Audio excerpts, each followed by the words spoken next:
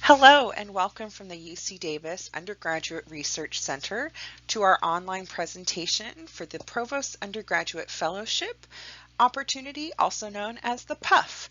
And this is our information session to share criteria for eligibility, application, and general tips and tricks to help students in their applications for the PUF. So let's go ahead and get started. To start, let's go ahead and review what the Provost Undergraduate Fellowship is. The PUF is designed to support undergraduate students who are interested in doing research or creative projects independently under the guidance of UC Davis faculty members. This can be students looking to do lab research with a faculty member that they have already been engaged with. We also have had creative projects such as art galleries, and you can see a complete list of prior award recipients on the Undergraduate Research Center website for the PUF, and you will see that link in a slide coming up shortly. Another thing to note about the PUF is that maximum awards are up to $1,800. That is not to say that every award granted is that amount, but rather that they can be up to that total. And we will go ahead and discuss a little bit more about that later on in this presentation as well.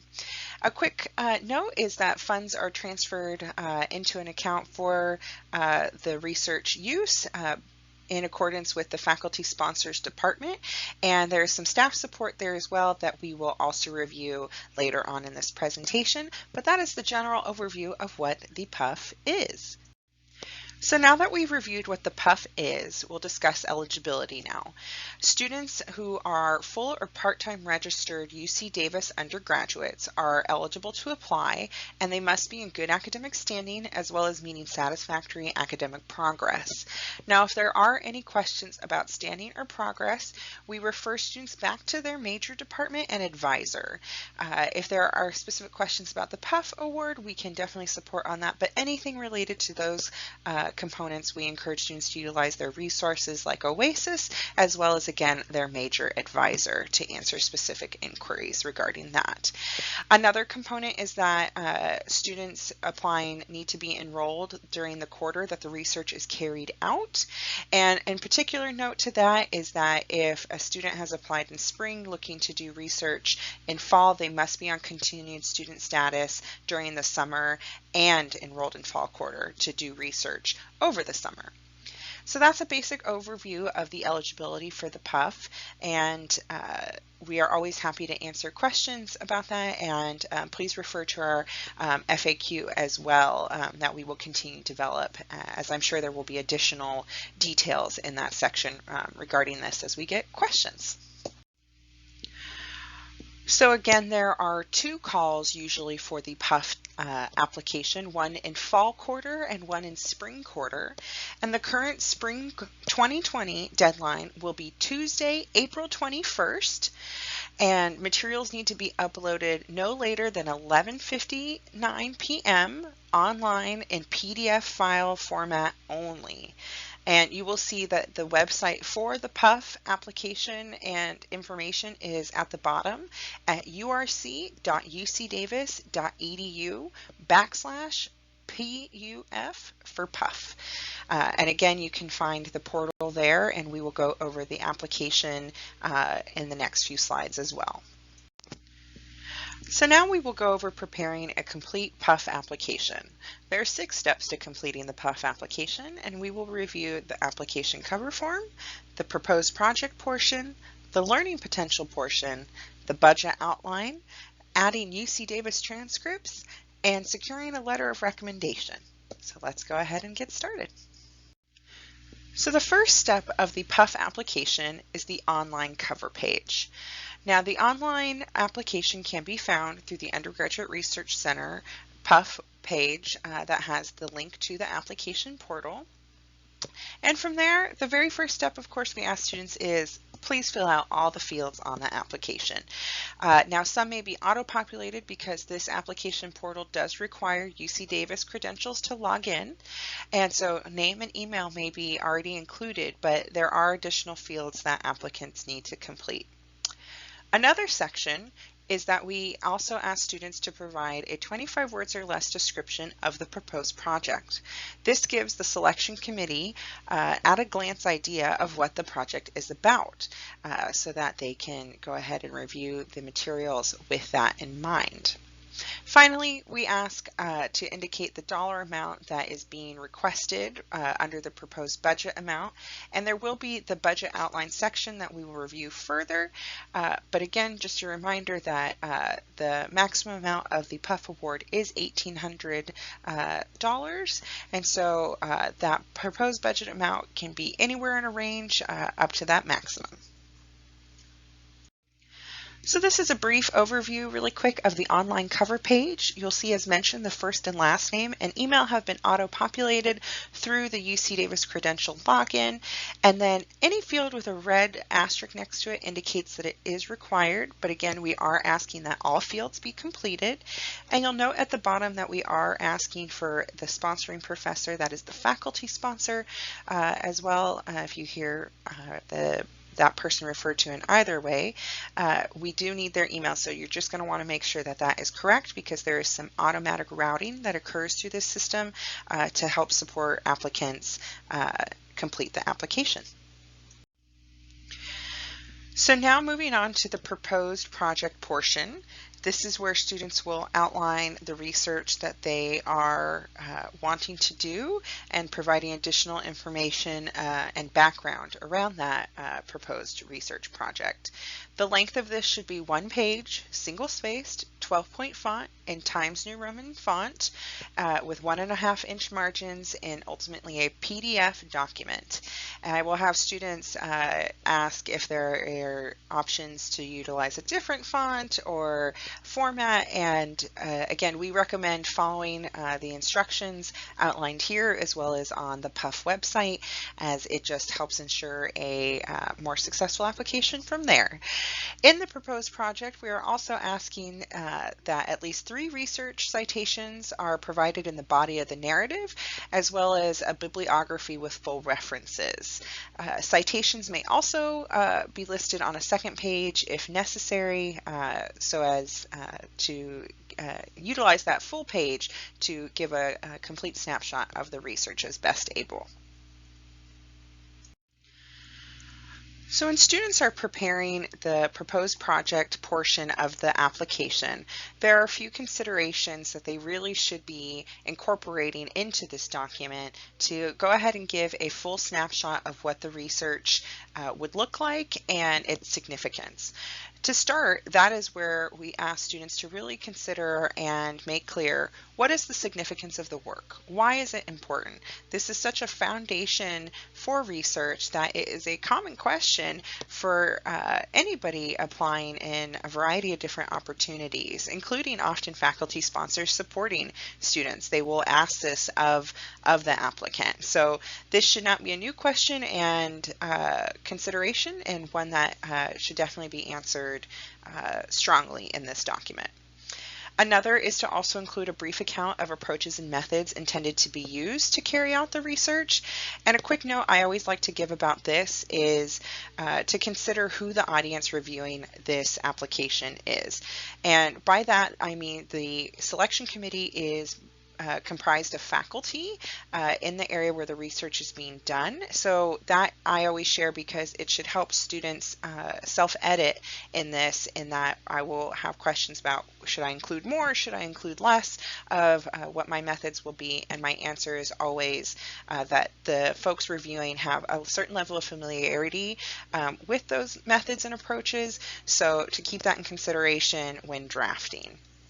Another thing to include would be the time frame of when the research will be accomplished. And this is often another question I get from students of, it's fantastic that they've identified research projects that could potentially go on for years, but it's important for students to consider what are the certain stages and markers of that research. And that time frame can be outlined in the proposed project document with the time frame of the PUF of a few quarters. So again, another consideration for self-editing.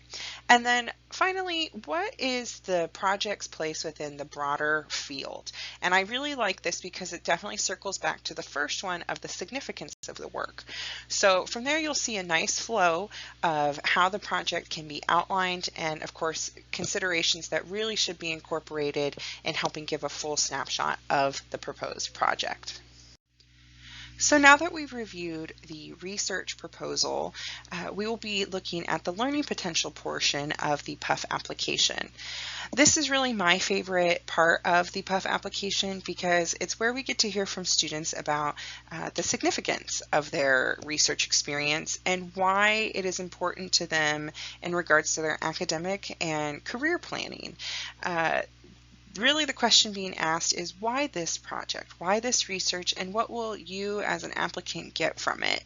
And that is where we ask students to be specific and be personal. Though I always like to add a little caveat in there of, students should not feel compelled to share something that they don't feel comfortable doing so.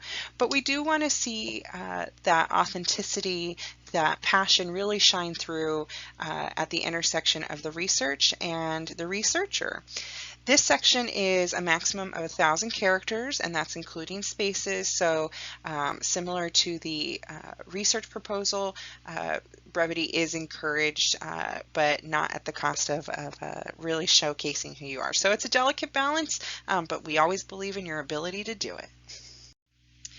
So the next section is the budget outline and justification, and this is a really great learning exercise for students who haven't had the opportunity to do an exercise like this before.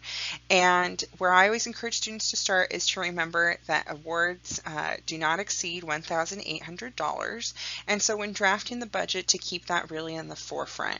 Again, awards may be up to that amount, but not always that particular amount. It could be a variation, and sometimes committees will take into account, if there's funding available, that partial awards may be given. So that is where doing this budget outline and justification and really considering how the research can be conducted is a strength. And so some considerations to keep in mind, the first being travel.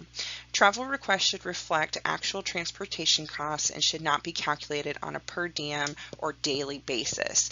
So that is if any travel is required to go to a specific site or to do an interview or anything like that, it should look at what the cost of that would be it gas, cost by mile, that sort of thing. So again, do some research on how to best present that in your outline and justification. The length of this should be about 1 page, and the format can vary. Again, it should be the best fit for your project, and we always encourage students to go out and do some research online and look at different budget outline and justification templates or examples. They are out there, and they do vary by field. Another thing to consider is budget items are usually things that are directly related to carrying out the project. We do not allow funds to be used for salaries, so if someone is looking to hire a videographer, for example, that would not be a justified cost.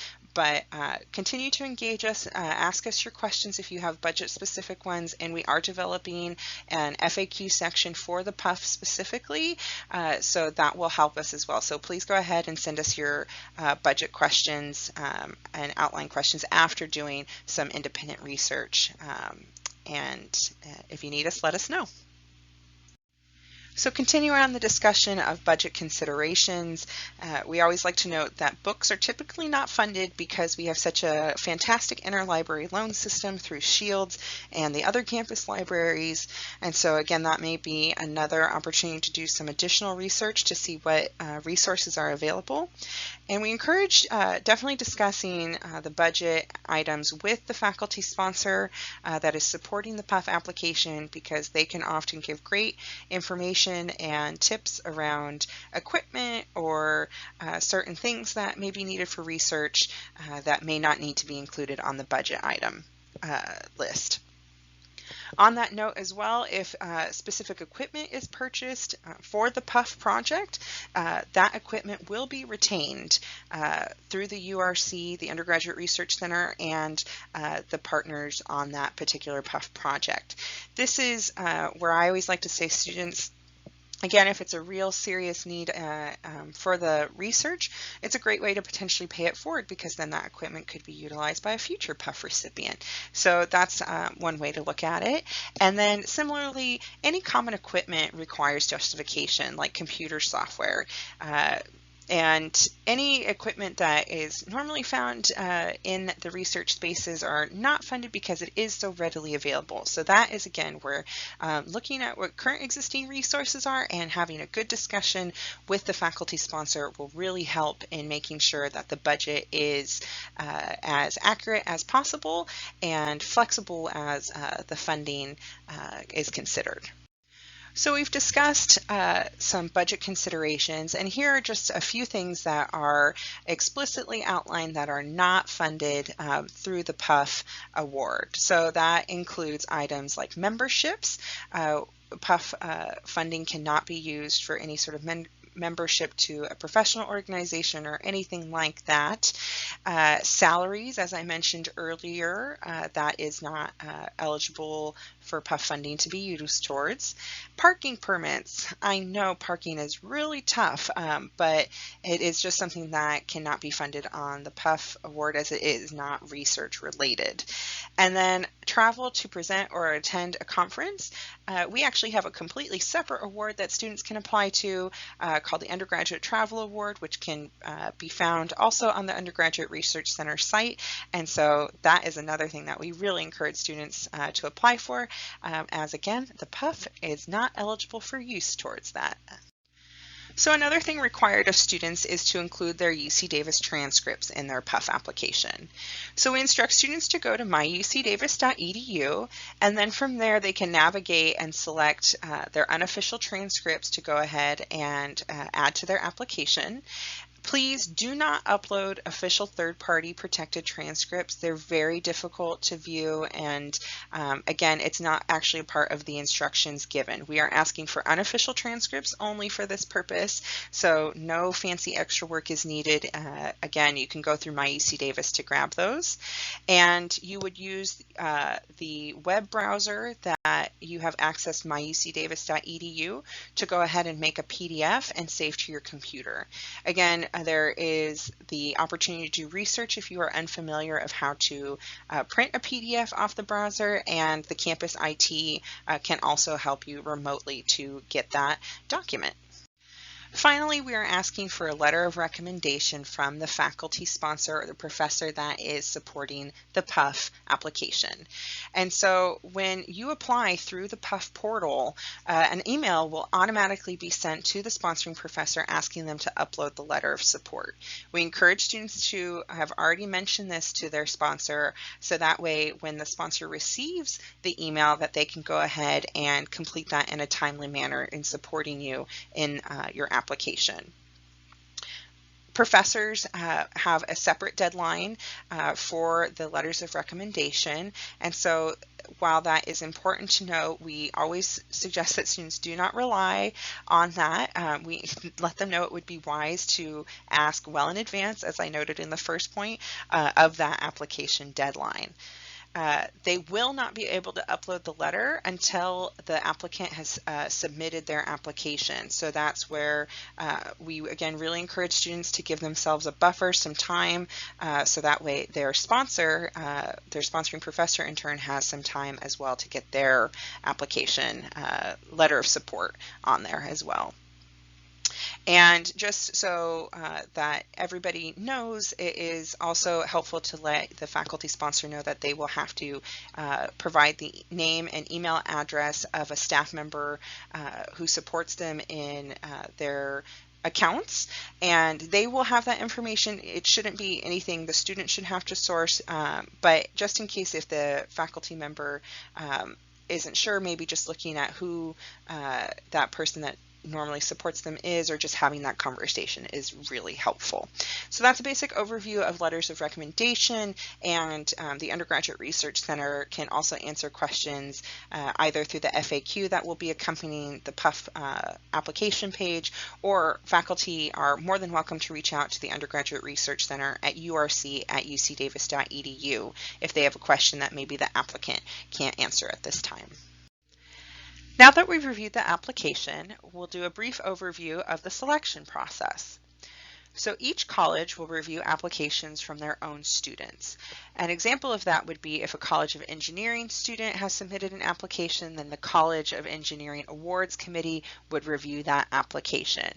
Now with that said, we still encourage students that if they are interested in pursuing interdisciplinary research and working with a faculty member from another college, using that same example, maybe it's an engineering student who would like to work with a faculty member who's in the College of Biological Sciences, that is completely supported. We encourage that if that's what a student is interested in. It's just important to note that the college reviewing will be the College of Engineering in that example, and then again, the college that the student is actively majoring in.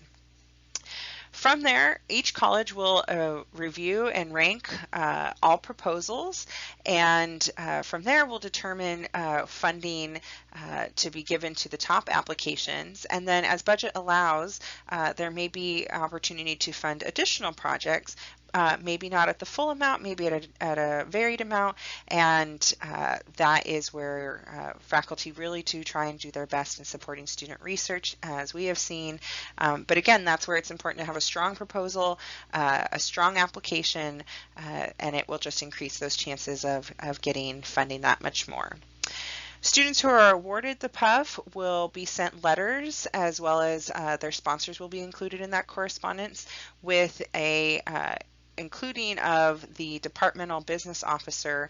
If you remember back in the application conversation, we had noted in the letter of recommendation section that the faculty sponsor will have to provide the name and email of an administration staff member who can support in transferring funding. And so that's where that person is included, just to help the awardee get set up funding wise and supporting the faculty sponsor in that as well. So because we have so many varied selection committees throughout the years, we've received some really great tips that we would like to pass on to students to consider when they're preparing their application. So the first is, of course, proofread carefully. It's really important to review your application with a fine-tooth comb to see if there's any typos, anything out of place, any formatting that isn't being followed, and those character limits, double check them for sure. The feedback we've gotten from our committees is that the lack of attention really reduces the confidence of the committee in supporting a project. So that's where, again, to always just put your best foot forward and making sure that some of those more basic issues are caught early on. We've gotten feedback from professors stating that many proposals were incomprehensible and they couldn't understand any of it. And so again, that's where going back and reviewing the research proposal slide and thinking about the questions being asked. And it can be difficult because you know your research, but you're trying to communicate it. So be sure to keep that in mind and making sure that it's concise and clear in what you're trying to communicate. And that goes along with context and what does it mean? Why is it important? What's the significance? We all could talk for days about the research topics that we are passionate about in that regard. But again, you want to be concise and clear and direct and to the point within the guidelines given. So while we've shared some information on the last slide about feedback from the selection committee, here are some direct quotes we've gotten from committee members in the past that we hope will help you as you package your application. Keep it nice and simple, well justified, well written. Say it more plainly. Explain the significance of why I should care. Bad writing will demolish a good idea. Write award proposals that are readable and comprehensible. And all of these are to say of how important it is to have a clear hypothesis and research goal when drafting your PUF application, but of course in general when communicating your ideas and particularly your research ideas. So again, we have a few more tips that may seem like no-brainers, but just to review, please follow directions. That includes character limits, directions on who to connect with, of who you need to have involved in your application. And with that said, be sure you're writing a clear proposal of high quality. we have students who have many great ideas, but that just don't get across as clear as they could. And so that is where really focusing and refining and drafting and reviewing will help strengthen an application immensely. And then ask for the letter of recommendation well in advance of the deadline date. This is helpful not only to your faculty sponsor, but you as well in compiling your application. And then with that said, only applications that are complete and submitted on time will be accepted. So just to tie that back to the previous point, remember, faculty sponsors do not get emailed until an application has been submitted by a student. So that is where on time in this case will probably be a little early, so that way the faculty sponsor isn't on such a short deadline. And as well, you the student have given yourself a buffer to complete the application in a manner that hopefully is enjoyable. And that's where that last point again comes in, right? Where it not only is helpful to you, but would hopefully mitigate any potential technical issues that might arise in converting to PDF, securing the unofficial transcript, or anything else. And that is, again, not only just helpful to the faculty sponsor, to the Undergraduate Research Center even, but first and foremost, you yourself as the applicant. When a student is awarded a PUF, there are expectations that do come along. The first being that we expect students to submit a final report at the end of the quarter in which the project is completed. This is to detail what occurred during the research period, any contrast or fulfilled expectations that was outlined in the original application, and just to deliver a final comprehensive report about the research and any future plans to continue. Additionally, we also ask that PUF recipients participate in our research experience survey, and this helps calibrate the PUF application process and administration, as well as supports undergraduate research outreach and helping us just encourage students and make sure that we are supporting campus by making the PUF not only rigorous but enjoyable as well. And then finally, we ask students to present their work at the annual Undergraduate Research Conference in the spring quarter. And that is another opportunity similar to the final report, as well as what is shared in the research experience survey, of just sharing not only the research done through the PUF experience, but also more about the PUF experience itself. So we are just about concluding the Undergraduate Research Center's presentation regarding the Provost's Undergraduate Fellowship, or PUF, award, and I encourage you to be sure to check out the web page associated with the PUF award, where you will continue to find additional resources and a growing FAQ page where hopefully general questions can be answered regarding this opportunity. But if you do have more specific questions, please do not hesitate to reach out to us. Our email is urc@ucdavis.edu, and we also encourage you to follow us on social media at Facebook or Instagram. You can see our handles there on the right hand side of the page. And then of course, please continue to visit urc.ucdavis.edu for opportunities like this and similar. Thank you so much, and we look forward to seeing your PUF application.